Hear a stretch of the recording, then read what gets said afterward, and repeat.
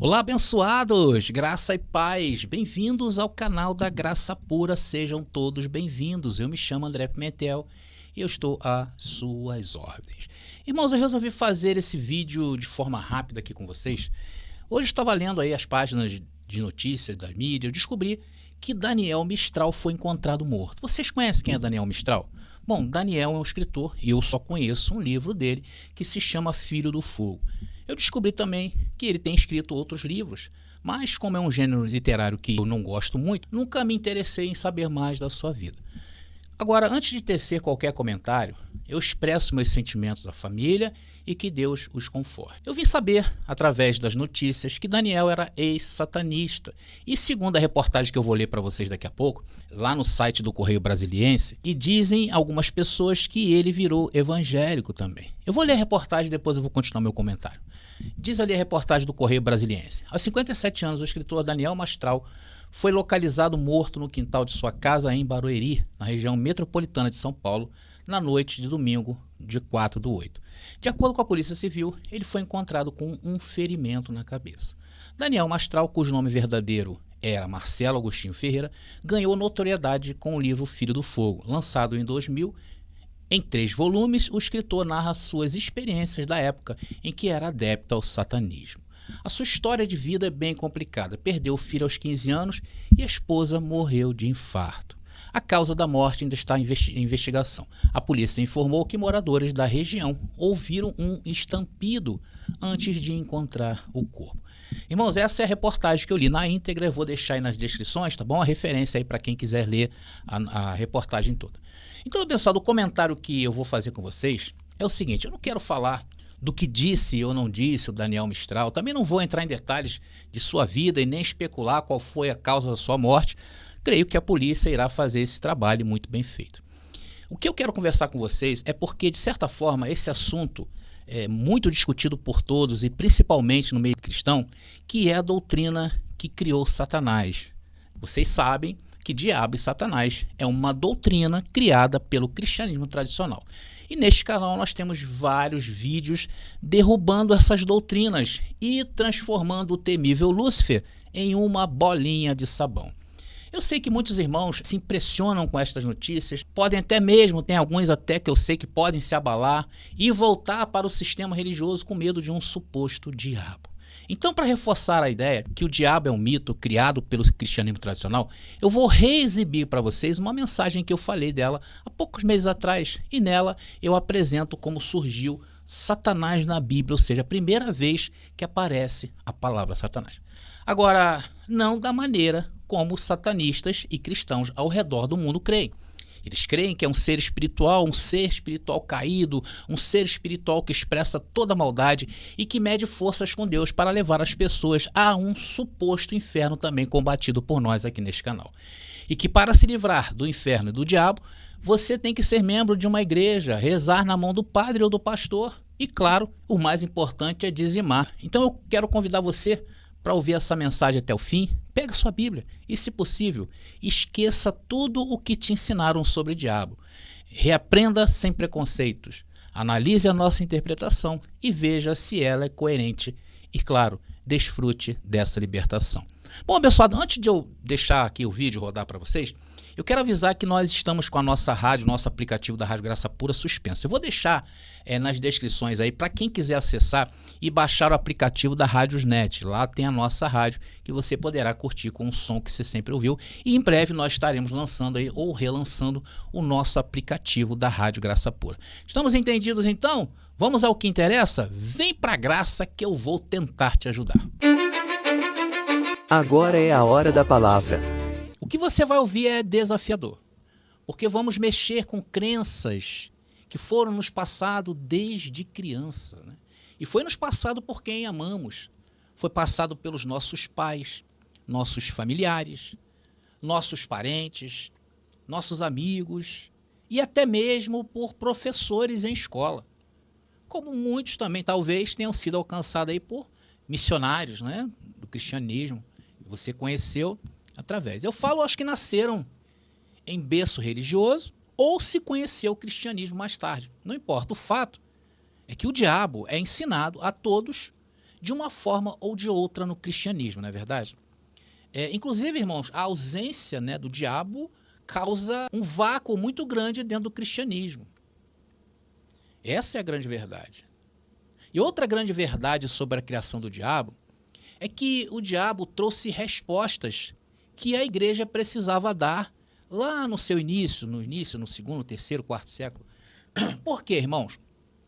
Porque o Deus do Antigo Testamento era um Deus que, em um dia do seu juízo, era um Deus que executava a todos, crianças, mulheres grávidas, né? A lei, por exemplo, tem muitas coisas ali obscuras. Então, era um Deus que, se formos colocar, é um Deus de carnificinas.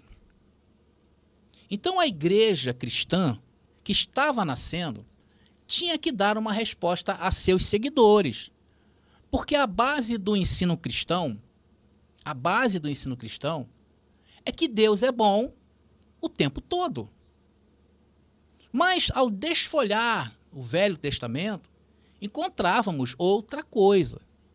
Então, a pergunta que estava nas entrelinhas de todo seguidor da igreja era esse aqui, ó, vou colocar para vocês. Então, essa era a pergunta que tinha que ser respondida pelo cristianismo. Tá aí. Se Deus é o Todo-Poderoso, e Ele é bom, por que existe o mal? Por que não elimina o mal, já que Ele é bom? Então, são perguntas. E na doutrina cristã, não paira sobre Deus nenhuma sombra do mal. O problema causado por essas e outras perguntas, irmãos, certamente motivou o cristianismo a respondê-la. Isso chamou o cristianismo para quê? Para uma ação, uma resposta. E eles, irmãos, responderam. Eles responderam. E por causa de suas respostas, hoje estamos fazendo esse vídeo para mostrar a vocês por que nós não cremos no diabo como um ser espiritual. Então, abençoado, por causa dessas respostas também, até hoje o cristianismo sofre investidas do ateísmo, porque eles não sabem expor esses detalhes bíblicos em que os ateus cobram o Deus do Antigo Testamento. Mas nós vamos expor a vocês, tá bom? Eu posso lhe afirmar, irmão, que o diabo é uma construção do cristianismo para lidar com questões que eles não têm respostas. Posso repetir, irmão? O diabo é uma construção do cristianismo para lidar com questões que eles não têm respostas. Então aqui nós entramos na história, tá, abençoado? Aqui nós vamos entrar na história. Por que a criação desse ser contraria principalmente os escritos bíblicos que, por sua vez, não dá apoio a essa construção filosófica do diabo? E sem contar, queridos, que o judaísmo, no qual o cristianismo é oriundo, até os dias de hoje, não creem que existe uma força do mal no mundo espiritual, medindo forças com Deus. No cristianismo não tem isso, no judaísmo.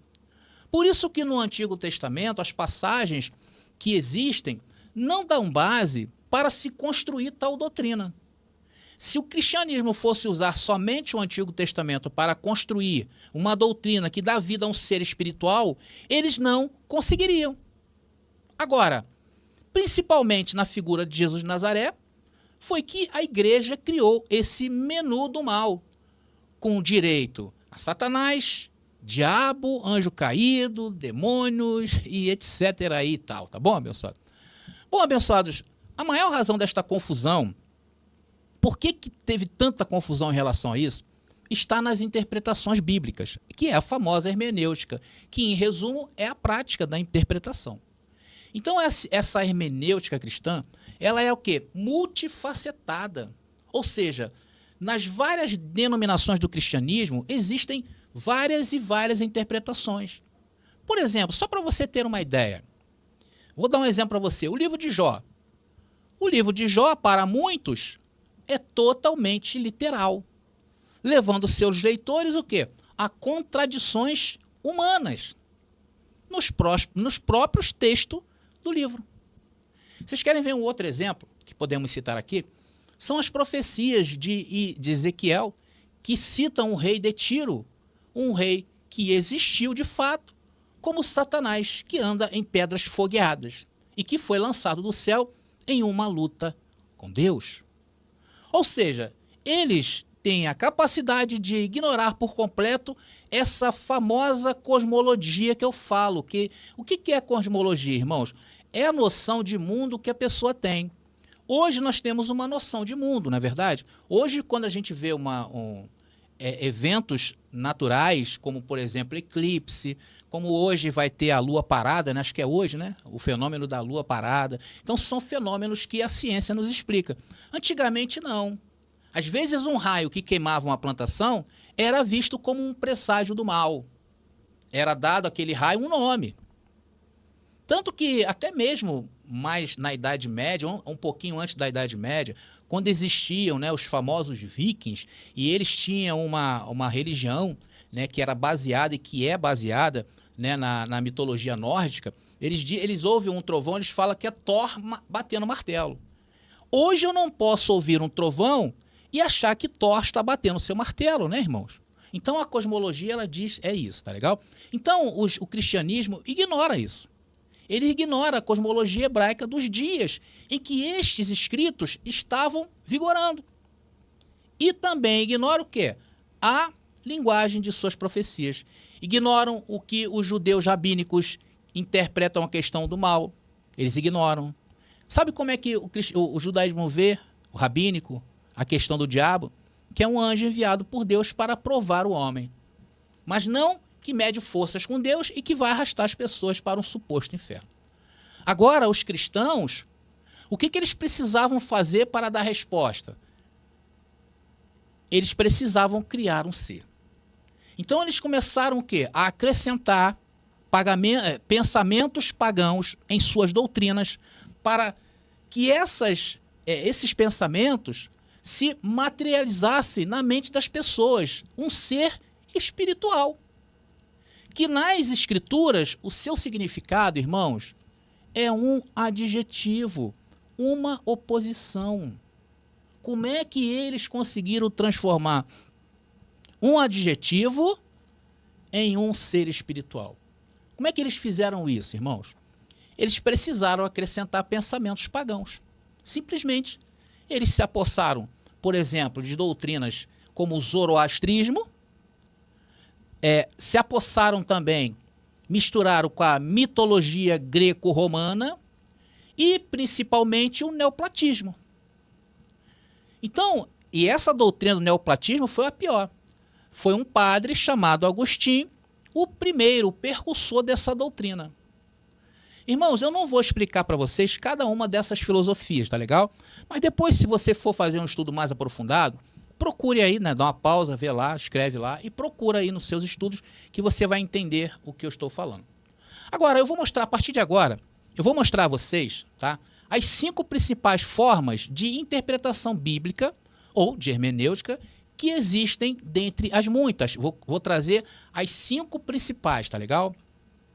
Então, vou colocar aqui a primeira, que é a literal rígida, tá, abençoado? Talvez você sinta um pouco de dificuldade para ler, mas eu vou ler aqui, tá legal? Como é que funciona essa interpretação literal rígida ou fundamentalista? Essa abordagem considera que cada palavra da Bíblia deve ser entendida em seu sentido literal, ou seja, eles literalizam tudo. Os fundamentalistas acreditam que toda a Bíblia é a palavra infalível de Deus e que não contém erros ou contradições. Nós já enxergamos de outra maneira. Tá? Essa interpretação literal rígida, essa interpretação muitas vezes leva à leitura mais rígida e dogmática dos textos bíblicos, tá legal? Vou trazer para você a segunda forma de interpretação. Tá aqui, que é a alegórica, tá, abençoado? Estou explicando a vocês como eles usam, né, as interpretações bíblicas. Essa é a segunda. A interpretação alegórica ou simbólica. Essa abordagem considera que os textos bíblicos contêm significados mais profundos e simbólicos além do sentido literal. Os intérpretes alegóricos buscam identificar as metáforas, as alegorias e o símbolo presentes nos textos, interpretando como representações de verdades espirituais ou morais. Essa interpretação permite uma leitura mais flexível e criativa da Bíblia, mas também pode ser mais subjetiva e aberta a diferentes interpretações. O que essa interpretação alegórica leva a pessoa? A pessoa ela quer simbolizar tudo na Bíblia. Então ela pega, de repente, um símbolo do Antigo Testamento, aí ela vem traçando aquele símbolo ali, vai, não, esse símbolo aqui hoje é isso. E aí faz essa aplicação nos dias de hoje. Como, por exemplo, a tatuagem. A tatuagem, para muitas denominações cristãs, é proibido. Porque eles se baseiam em algo alegórico, né, e trazem para os dias de hoje. Vamos para a terceira, e essa terceira, irmão, essa terceira forma de interpretação bíblica é muito famosa entre essas igrejas pentecostais, né, essas igrejas bem pentecostais mesmo, que é a interpretação mística, tá legal? Irmãos, essa interpretação ou abordagem busca descobrir os significados ocultos e espirituais da Bíblia, que vão além do sentido literal histórico. E seus místicos, irmãos? Os místicos acreditam que a Bíblia contém mensagens secretas e revelações divinas que podem ser acessadas através da intuição, da meditação e da contemplação. Essa interpretação muitas vezes se baseia em tradições esotéricas e espirituais, como a cabala judaica ou a gnose cristã. Irmãos, esse tipo de interpretação é muito vista no meio pentecostal. Tem cada coisa louca aí acontecendo, porque alguém, né, se inspirando aí nesse tipo de interpretação, traz para os absurdos para os dias de hoje. Por exemplo, igrejas que falam, né, que é necessário usar um roupão porque condiz ao tempo de Jesus. Você vê isso aí. Igrejas que tiram, por exemplo, a Universal faz muito isso, né? De tirar coisas da Bíblia e inventar ali para uma determinada campanha. Então, esse tipo de interpretação, ela é muito perigosa, muito demais. Isso aqui leva a pessoa à loucura. Vamos para a quarta, abençoada. A quarta que eu trouxe para vocês aqui. Deixa eu ver aqui onde está. Está aqui, a dogmática. A quarta é a dogmática. Essa daqui também ela é perigosíssima. Essa daqui é aquela famosa assim, sabe com quem você está falando? Eu sou a autoridade aqui, quem manda sou eu, é assim que eu entendo, é assim que vai ficar. Essa interpretação dogmática busca interpretar a Bíblia de acordo com os dogmas e ensinamento de uma determinada igreja ou tradição religiosa. Os intérpretes dogmáticos consideram a Bíblia como a fonte de doutrina e da fé. Buscam harmonizar suas interpretações com os ensinamentos oficiais da igreja. Ou seja, a Bíblia, para ser interpretada, ela passa pelo crivo da denominação. Essa interpretação pode ser mais rígida e menos aberto a novas perspectivas, mas também oferece um senso de unidade e coesão dentro da comunidade religiosa, tá? Então isso aqui é mais bem aceito, né? Por quê? Porque é o pastor que manda, ou é um padre, é um carismático que manda, enfim. É a pessoa que manda e não a palavra. Vamos à quinta, que é nossa. Ô, André, até que enfim, hein? Bom, essa é geralmente a adotada, né, por nós. Por nós quem, André? Para quem traz aí o preterismo completo, para quem crê na graça, né, a graça eterna, para quem crê que o diabo não é um ser espiritual, que o pecado deixou de ser, de existir, que estamos em novos céus e novas terras, tá? Vamos lá. Essa abordagem busca entender os textos bíblicos em seu contexto histórico e cultural. Não adianta você falar de contexto e querer retirar do tempo, querer retirar da história, querer retirar a cultura em que as pessoas estavam submetidas àqueles dias e trazer para os dias de hoje. Não. O contexto nosso é um contexto histórico e cultural original. Por quê? Porque nós vamos na palavra. Nós vamos identificar nos originais. Eu vou mostrar para vocês, tá legal, abençoado? Eu vou separar um versículo, um capítulo, um versículo aqui, e eu vou falar para vocês mais ou menos como cada uma interpreta. Tá? Então ela considera que a Bíblia foi escrita em diferentes épocas e lugares por autores com diferentes perspectivas e experiências de vida, a cosmologia. Por isso sempre levam em consideração a evolução das palavras em relação às tradições e ao tempo, irmão. Atenção nisso. Nós sempre levamos em consideração a evolução das palavras. Você vai ver isso aí. Em relação ao quê? Às tradições. O que são as tradições, irmão? As tradições bíblicas, desde o Antigo Testamento. E existem várias tradições judaicas. O que são tradições? É como o judaísmo pensavam aquilo, né, ou aquela palavra, ou aquela regra, naquele tempo. Como se posicionava o judaísmo naquele tempo. Então é chamado tradição. Irmãos, essa é a que nós adotamos em nossos estudos, tá? Essa é o que eu estou abordando com você hoje sobre o diabo, tá legal? Agora, abençoado, eu vou apresentar para vocês, é muito importante isso, preste atenção, muita atenção, primeira vez que no tempo bíblico, né, na linha do tempo da Bíblia, aparece a palavra Satã na Bíblia. Tá, abençoado? Está lá em Números, capítulo 22, versículo 22. Essa é a primeira vez que aparece a palavra Satã. Meus queridos, preste atenção, é muito importante você saber a primeira vez que a palavra pesquisada aparece na Bíblia. Pode ser qualquer uma. Isso é crucial. Se você quer ser um bom estudante da Bíblia, leve isso em consideração. Por quê? Porque você consegue uma melhor compreensão do significado original. Você consegue ver em textos posteriores ao que você for analisar, né? E você consegue identificar as mudanças que aquela palavra vai tendo em relação ao seu tempo na Bíblia. E as diferenças, as diferentes mudanças em seus conceitos. Então, irmãos, ao ver estas mudanças, quando você vai analisar uma determinada palavra, você identifica por que mudou. Eu já falei para vocês, o meu posicionamento em relação à palavra alma é o quê? Que a alma não é eterna. Tá, abençoado? Por quê? Porque a primeira vez que ela aparece na Bíblia, ela não dá conotação à eternidade. Eu não posso pegar um texto em Mateus que fala de alma e achar que alma quer dizer aquilo. Eu não posso pegar um texto lá de Jesus, em Mateus, Marcos, Lucas, em que ele está ali expulsando demônios e achar que isto é a primeira vez que acontece a palavra demônio na Bíblia. Eu não posso pegar a palavra pecado e querer trazer para os dias de hoje e achar que é moral, a questão de moral ou imoralidade.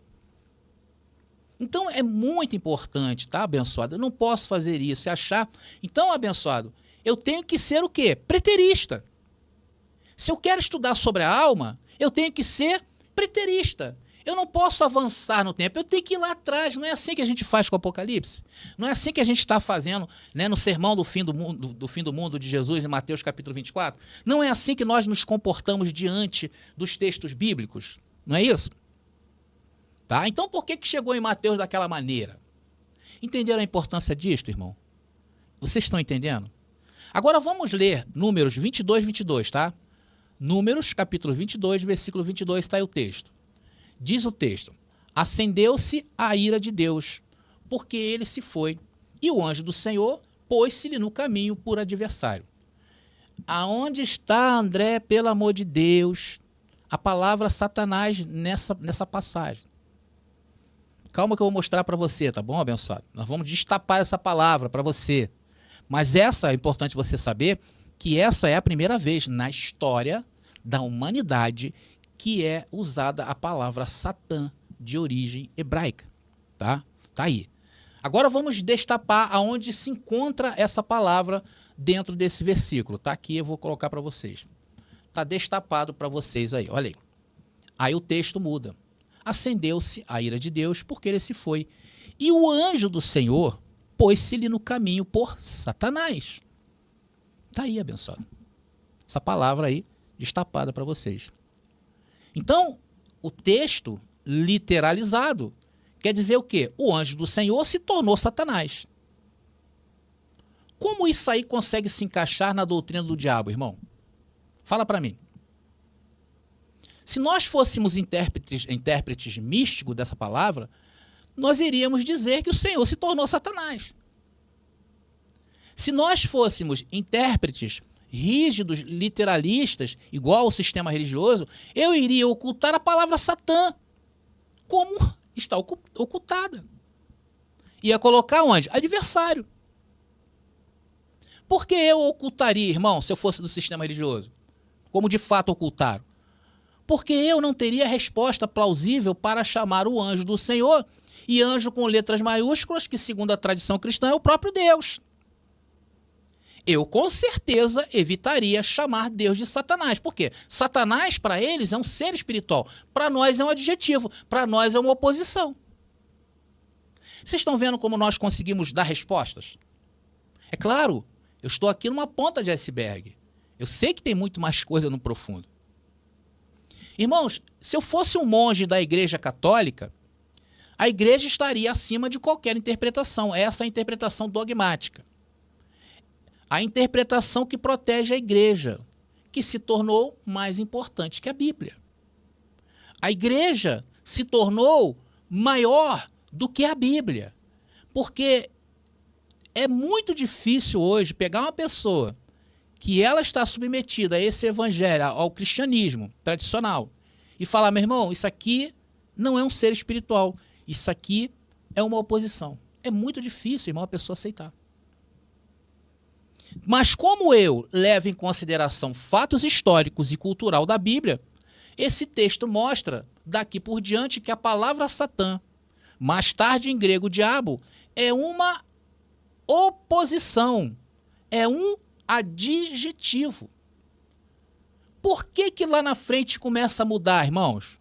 Por que que textos de Jesus passam-nos a ideia de que realmente existe um diabo a ser derrotado, a ser pisado? Né? Muitos falam, o sangue de Jesus tem poder. Por quê? Porque eles não observam como essa palavra veio mudando ao longo do tempo.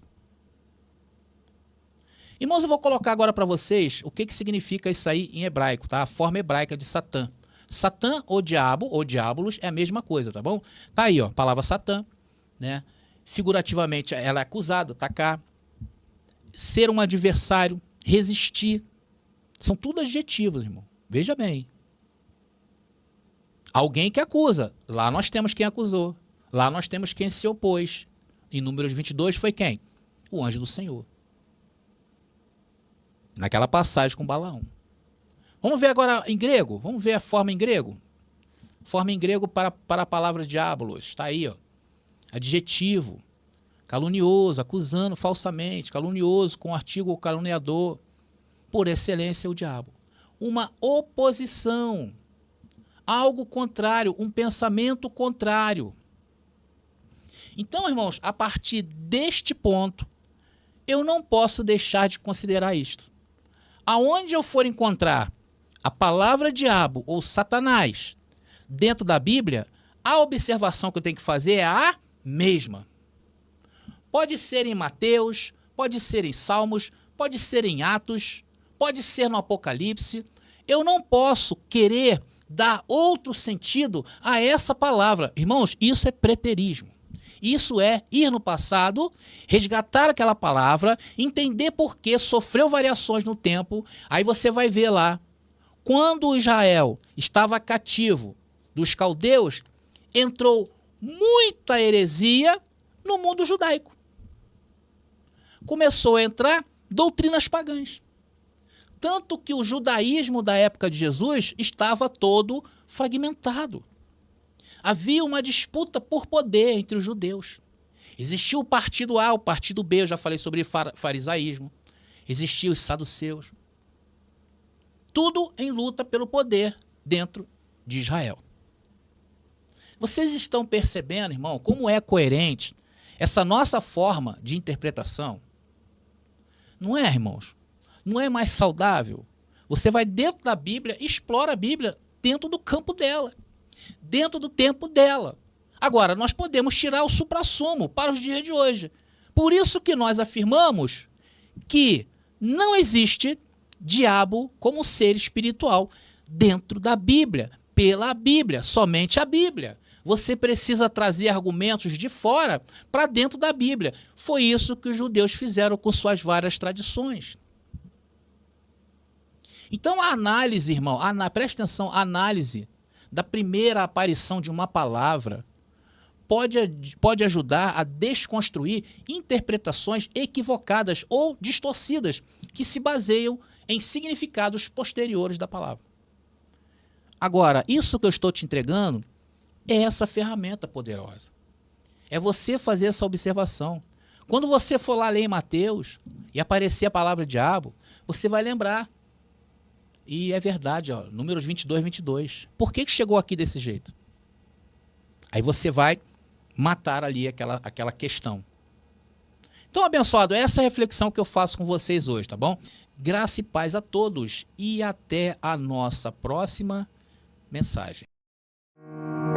Descubra 33 Maneiras de Matar o Diabo, uma obra corajosa de André Pimentel, que explora as 33 passagens bíblicas que mencionam o temido diabo. Desvende os mistérios, enfrente dogmas e desafie crenças arraigadas. Cada página é uma revelação, cada passagem um convite à compreensão profunda. Não tema o desconhecido, abrace-o. Adquira o livro agora no WhatsApp 21 979 87 46 68 e embarque nessa jornada reveladora.